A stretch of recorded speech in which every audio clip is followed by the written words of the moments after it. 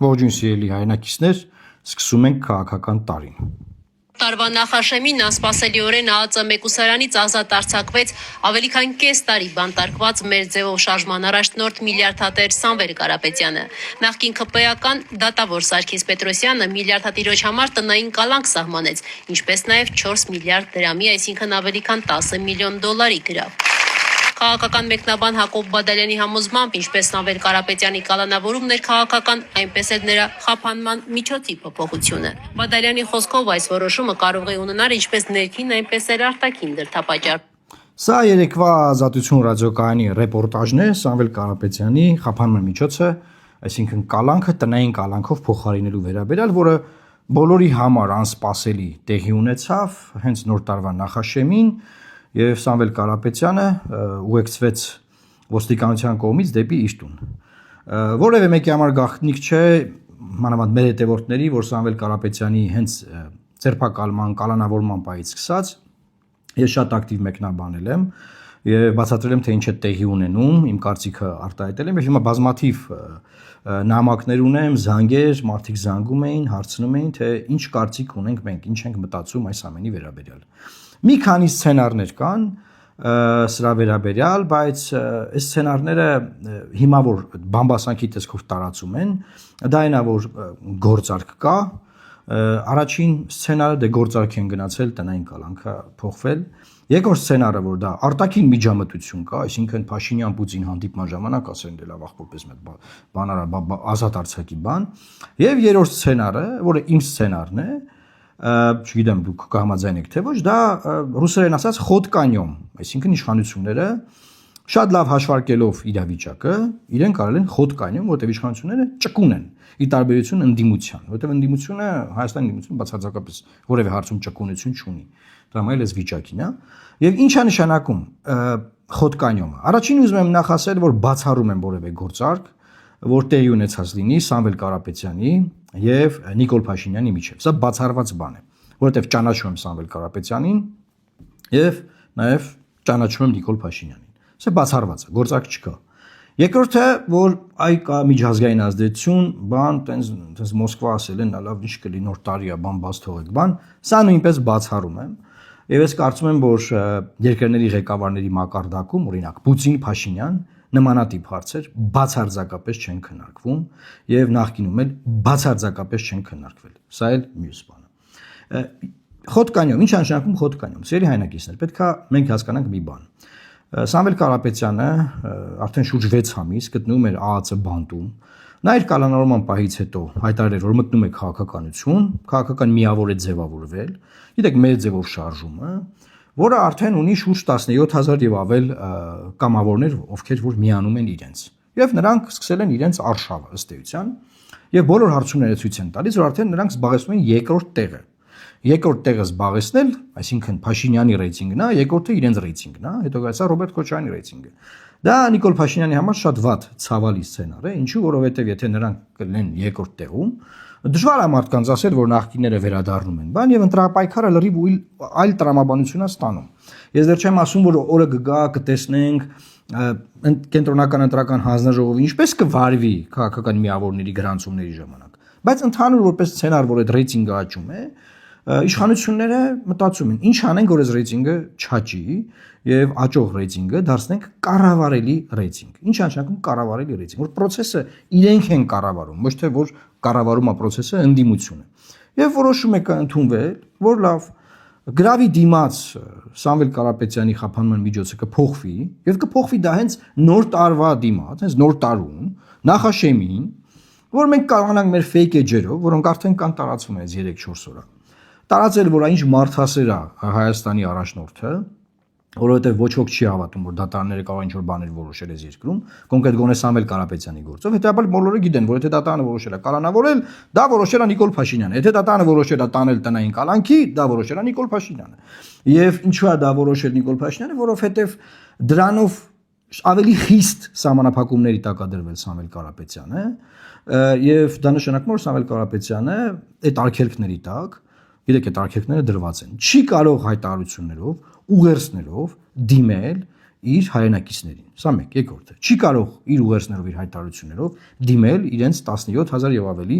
միացած կամավորներին, քաղաքական միավորներին, քաղաքական process-ների դերակատարներին։ Այսինքն այս սահմանափակումը դրված է, իրավունք չունի։ Այլ սահմանափակումներ էլ կան արտաքին աշխարհի շփումների հետ կապված, որովհետև եթե նախկինում քրեակատարական հիմնարկից նա կարող է զանգել այլ երկրներում իր ընտանիքի անդամների հետ զրուցել, հիմա բացարձակապես նաև այդ հնարավորությունը չունի։ Բայց այդտեղ իշխանությունը ստանում է հնարավորություն, որ տարածի, որ տեսեք իրենք ինչ մարդասեր են, սա մեկ։ Մյուսը ժողովրդին քարոզել, որ ժողովուրդ ջան, ձեր ընդդիմադիր առաջնորդը ոչ թե KGB-ի բանտում տանջվում է ձեր համար, այլ իրանց տանն է նոր տարին նշում, այս մարդասեր իշխանության շնորհիվ, եւ շարունակում է իրանց տանը մնալ։ Այդ տունն էլ անդադար ցույց են տալիս հեռուստատեսությունները,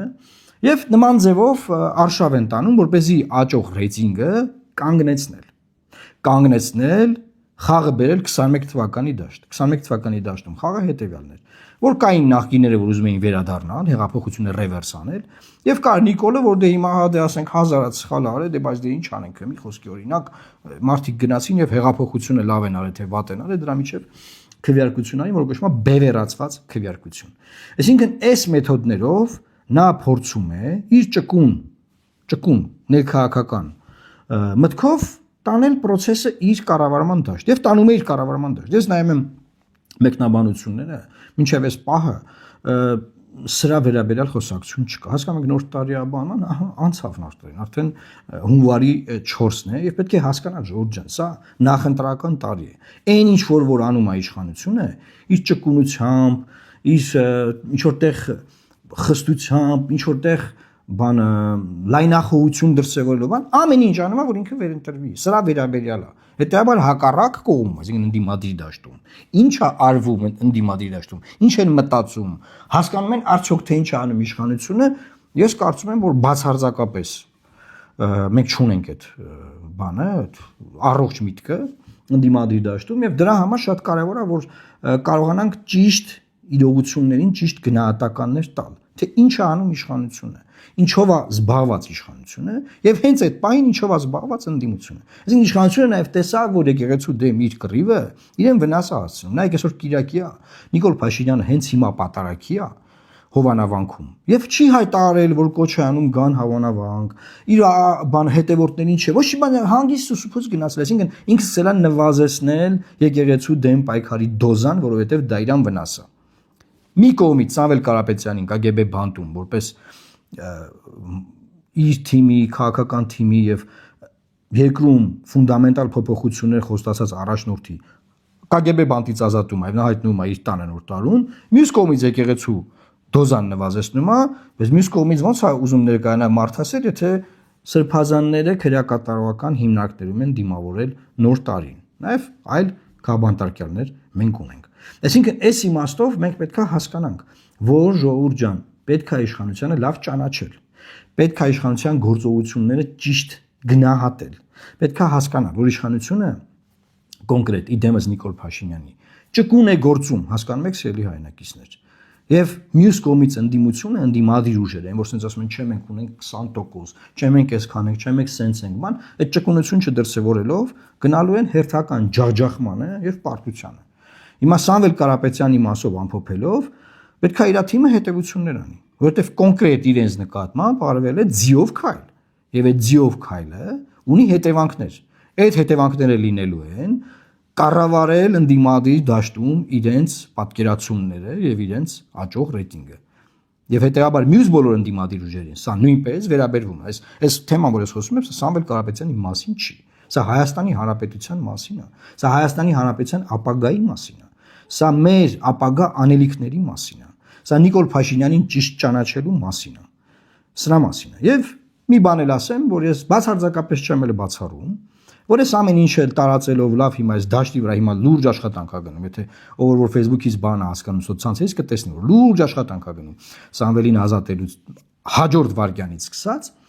իրենք բողոք են բերելու այս տնային կալանքի դեմ, չնայած որ արդեն իրենց գործնարել են խիստ նոր տարվա ուղերձ չեղավ, հայտարարություններ չեն լինի այս ընթացքում, եւ չեմ բացառում, որ նաեւ ինչ որ պահի կարող են նորից փոխել խափանման միջոցը կալանքի, հետևից տարածելով հաջորդ լուրերը, որ այ տեսեք պայմանավորված են, թողեցին որ նոր տարուն գնա տուն, նոր տարին տանը անի, հիմա բաց թողեցին։ Ժողովուրդ ջան, մի խաբվեք, մի տրվեք այս մոլորություններին եւ պատրաստ եղեք ամեն տեսակի ճկուն մանիպուլյացիայի, որը ծառայում է մեկ բանի՝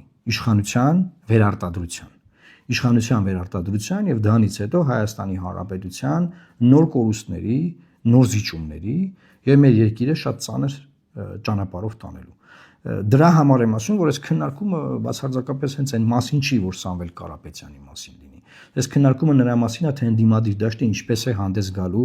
ապագա սպասվող ընտրություններում։ Եվ հետեւաբար բոլոր սցենարների մասով մենք պետք է հստակ պատկերացնենք, թե ինչ է կատարվում, եւ մեր գնահատականները տանք, եւ մեր գործողությունները կարողանանք կատարել։ Հենց հիմա գնդակը մեր ձևովի քաղաքական միավորի դաշտում է, թե իրենք ինչպես են այս մարտահրավերները, որոնց մասին ես խոսեցի, դրանց դիմակայելու։ Բայց այս խնդիրը միայն իրենց հետ չի, այս խնդիրը ամբողջ ընդդիմադիր դաշտին է։ Թող ոչ ոք չմտածի, որ իրենք կկարողանան առանձին ընտրական process-ներին մասնակցելով իշխանությունը Հայաստանի Հանրապետությունում փոխել։ Եվ մենք տոներից առաջ դեռ առաջարկով հանդես ենք եկել, որ ընդդիմադիր ուժերը պետք է ընտրություններին մասնակցեն մեկ միասնական բևեռով։ Եվ այդ ճանապարհով է, որ հնարավոր է իշխանությունը խաղաղ, հանգիստ, սիրուն ձևով փոխել։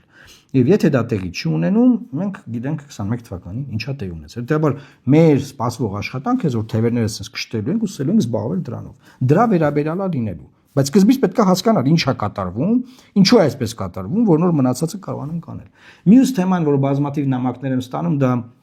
Վենեսուելայում 3 տեղի ունեցող process-ներն են, եւ խնդրում եմ մեկնաբանություններում նաեւ ձեր կարծիքը գրեք այս process-ի վերաբերյալ,